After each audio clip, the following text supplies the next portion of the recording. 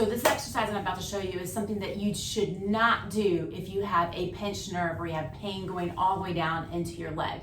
And we're going to talk about why we don't do that, and we're going to talk about the sources of what can pinch the nerve and how to determine which source it is. So that's what we're going to talk about today. So first thing, let's go into what you should not do. I see this exercise all the time when I see YouTube videos or on Instagram or wherever we go and look for our education.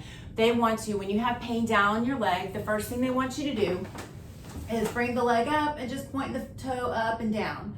And I get why they want to do that. That's basically a nerve glide. But the problem is that if we don't know what is pinched down on it and you're pulling on a nerve, that can do actually more damage. So this is what I'm talking about, what I mean. So there's two sources that can kind of pinch a nerve. One source is the disc. So if I go in and we look, and so here's our handy dandy disc, we get some, we have our nerves out to the side like this. We come up here. If you bend forward here, you can get a little bit of like a bulge that pops out through here. And that bulge can pinch that nerve. That's one source. But if you have something that's movable, that you can move away from that nerve, then you want to make sure that we do things to move that away from the nerve so that it doesn't pinch. You don't want to yank on the nerve when it's not scarred down, which is the second way that a nerve will get kind of pinched, is you'll have scarring around that nerve.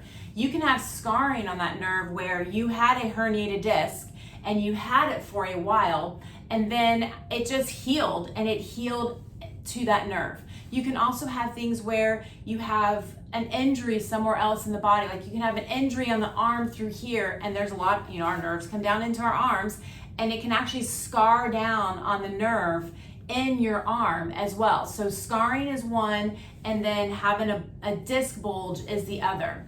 And if you get the wrong one, if you aren't sure which one it is and you're yanking on a nerve and it's something where it's a herniated disc, you could do some nerve damage, which is why just because you have pain down your leg does not mean that you need to go and yank on that nerve. We've got to get to the source of why it's happening. It's really, really important.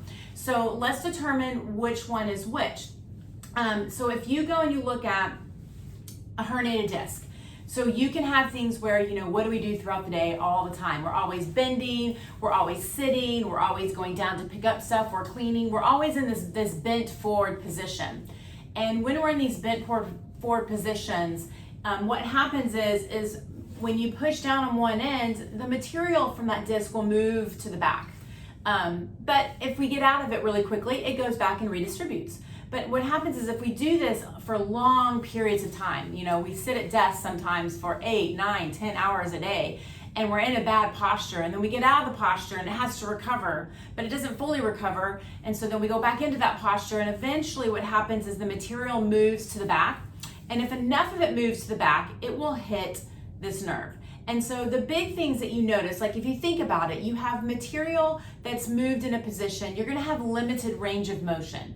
So what can happen is because there's so much material in the back, this is why when you sit for a while and you try to stand up, you can't. You feel like you're 80 years old because you're reversing the direction. It's because you have so much material in the back, and for you to reverse, it's super stiff going in that direction. So you have a loss of movement when you have something where there's a herniated disc. And so you'll notice that gosh, I can't bend back as far, or it kind of hurts for me to kind of bend forward. You might even have some issues a little bit with your side glide, going from one side to the other side. The side that's more herniated, there's more material on one side. You're gonna notice it might be a little bit tighter that direction. Very common for something that is a herniated disc.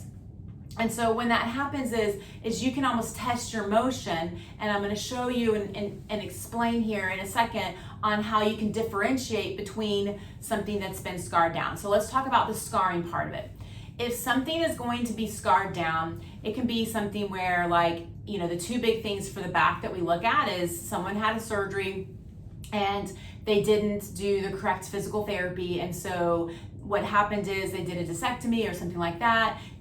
Whenever you have a surgery or an injury or anything, you can have some scarring. So if you don't move enough or to like kind of pull and move it around to where it becomes flexible again, you can have that part of the surgery scar down on the nerve. That's one way you can have the scarring, where you get scarring through here. The other way that you get scarring is when you have a herniated disc and it's been there for a long time, and then you had enough healing that happened that it's scarred to that nerve. Those are the two big things when you have scarring directly right here on the nerve. So the thing is it takes about 8 weeks for something to scar. So if you have someone that has pain down their leg and this has been going on for 3 or 4 weeks, pretty much you can determine that's probably not something that's been scarred down. I probably shouldn't do that exercise where I'm moving my foot and doing that hamstring stretch that you see everyone do, or the one where they're sitting here and they bring their leg up and they bend their head forward, or they point their foot back and forth. Those are the same things. Those are nerve glides.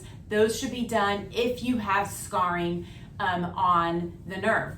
So let's go into like what it really looks like when you think of like the nerve. So I love like showing a rope analogy. So if you took like a rope and you put it around your foot, that would be like the nerve, and it comes all the way up into your hip.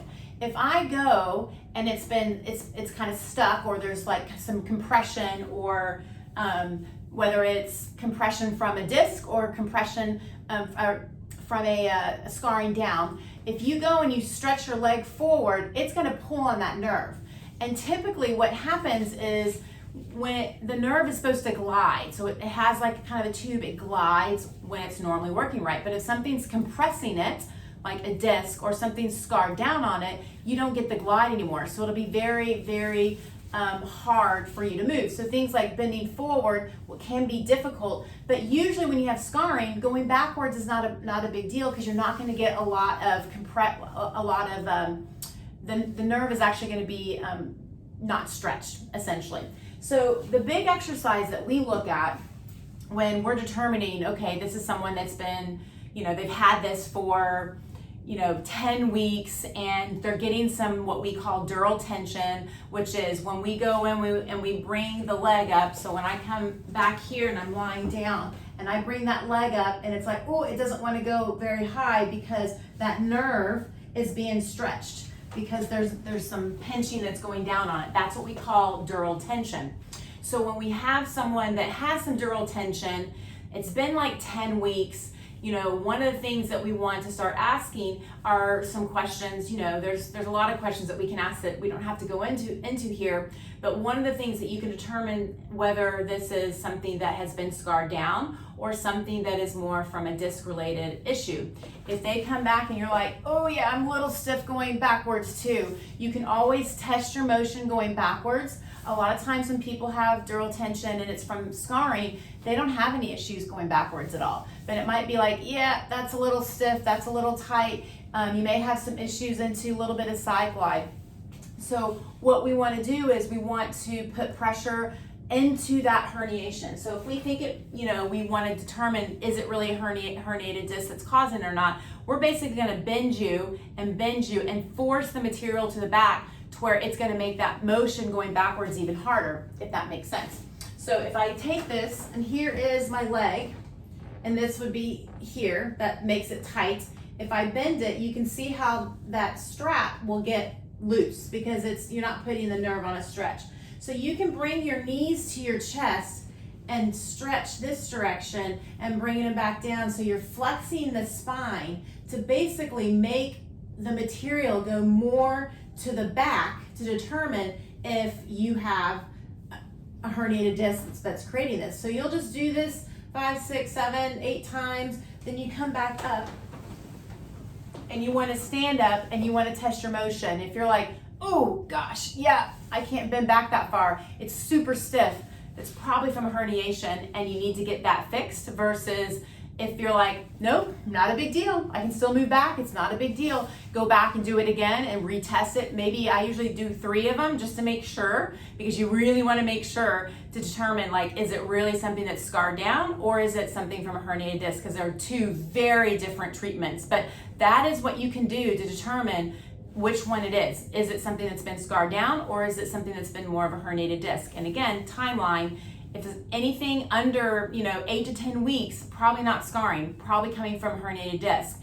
Anything longer than that, then you start looking at, well, do I have any like range of motion losses? Because those will give you some first signs. Now, going forward is going to be difficult just because you're going to be putting the nerve on a stretch, but going backwards into kind of some side glides, if those are limited, you've got to go and retest those after you go and bring your knees to your chest to determine if that is something that, if it gets more stiff, we know that it's coming from a herniated disc. That's going to take you down a different treatment path. So I hope you guys enjoyed this. I'm Stephanie. I'm the owner of Empower Physical Therapy. If you like what you hear, make sure you subscribe. We put a lot of content out on a weekly basis just to continue to provide some education. So I hope you enjoyed this, and we'll see you later.